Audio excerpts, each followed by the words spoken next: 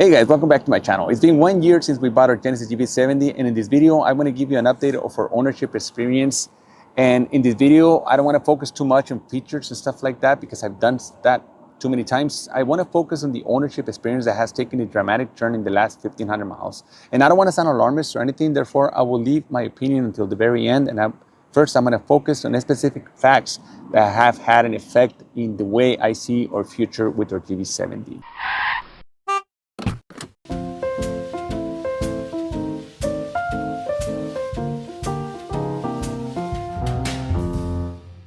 Our biggest issue with this vehicle has been a code that kept coming back in the last couple of months. It's called DTC P030400.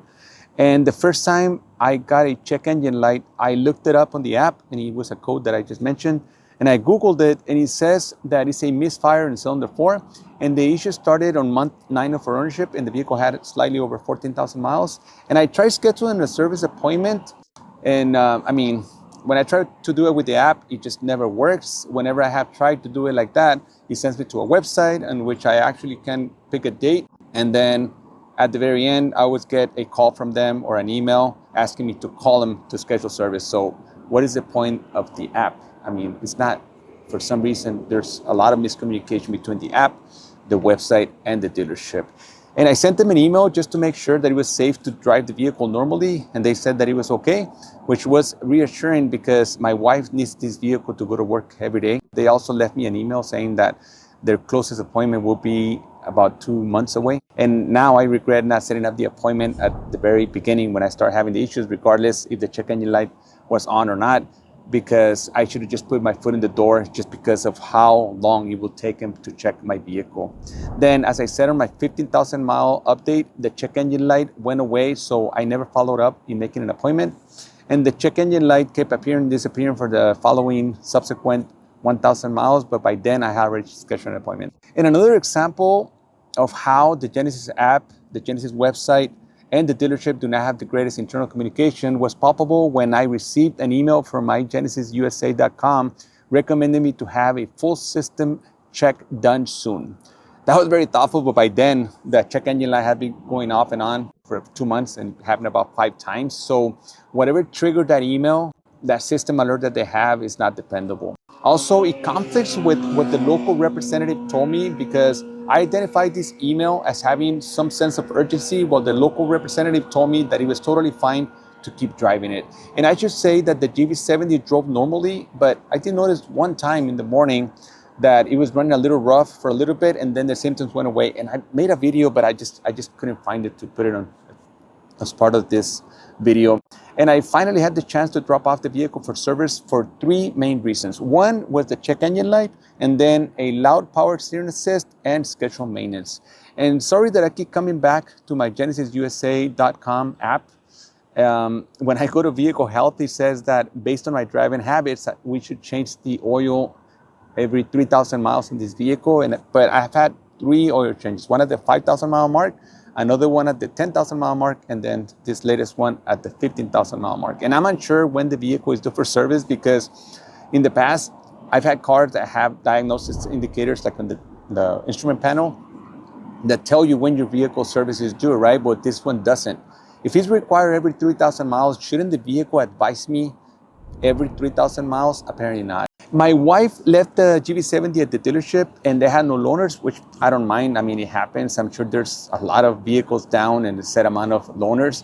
And they sent her next door, literally within the same driveway, to a Subaru dealership to get a rental for which we will get reimbursed. The vehicle was a Subaru with a Subaru courtesy vehicle sticker on the rear window, which made me wonder if current owners of G90s, which can cost you north of $100,000, are put in economy vehicles when their flagships are in for service. The GV70 was down for a total of 5 business days or a week with the weekend in between. And let me tell you what they did to it. I have the invoice right here. So the first page is the rental contract for $280. And then it says here, a injector assembly replacement, check a loud power steering assist, and then a full synthetic oil and filter change and tire rotation. And then the typical multi-point inspection, right? Obviously it was free of charge because remember, these vehicles have free maintenance, right? The rental vehicle situation isn't bad. It is what it is, but it's certainly an extra step because you have to drop off the vehicle, pay for the rental, and then get reimbursed.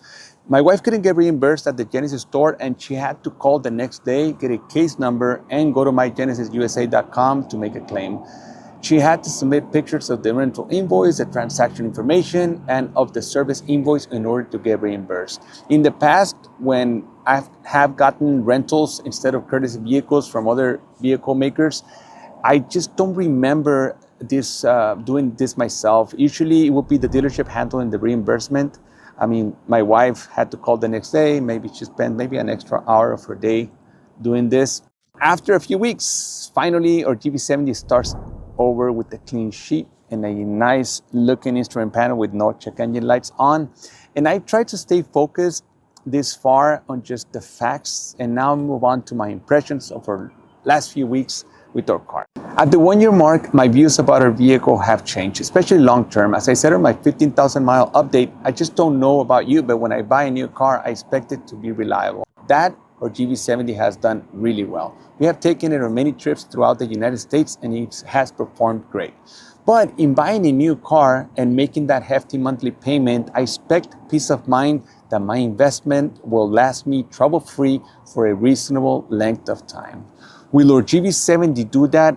I just do not know. But I can tell you that in the last 3 months, when these minor issues started appearing, it made me realize that keeping this car long-term beyond the initial full manufacturer's warranty will probably be a mistake. It'll probably bring me a lot of headaches, and I just don't want to deal with that. In fact, ironically, I recently went on a 1,600-mile road trip, and I opted for my 20-year-old Lexus with 100,000 miles because I knew that it could get the job done. My Genesis was due for service, and the appointment was weeks away, so I don't want to put another 1,600 miles in the vehicle. If my Lexus needs a service, and this is just for comparison, I just take it to an independent service center, no appointment needed. I just had the oil changed, so it took me, $100 and maybe like 2 hours of my day. And as much as some people complain and hate on Tesla, my experience with our Model Y was not only trouble-free, but also maintenance-free for over 26,000 miles.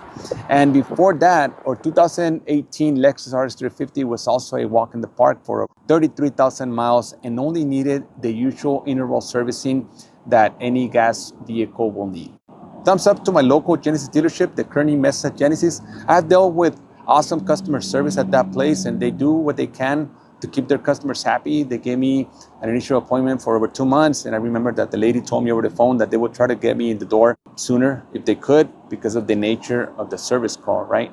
And they kept me informed of the process, and they gave me detailed information of what they were going to do to the vehicle and when they would have it done, and they had it done within the time frame that they gave me when I dropped it off.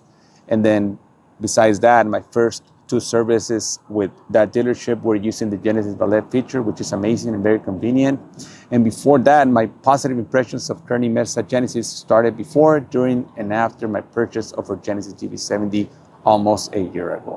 This has been my 1 year update on our GV70. We continue to love the vehicle. It hasn't left us stranded, but I just don't think that we're going to keep it beyond initial warranty. One unscheduled visit for an issue is not the end of the world. I mean, 7 days of downtime, it's not that bad. It's a very small issue compared to what some of you have reported here on your comments.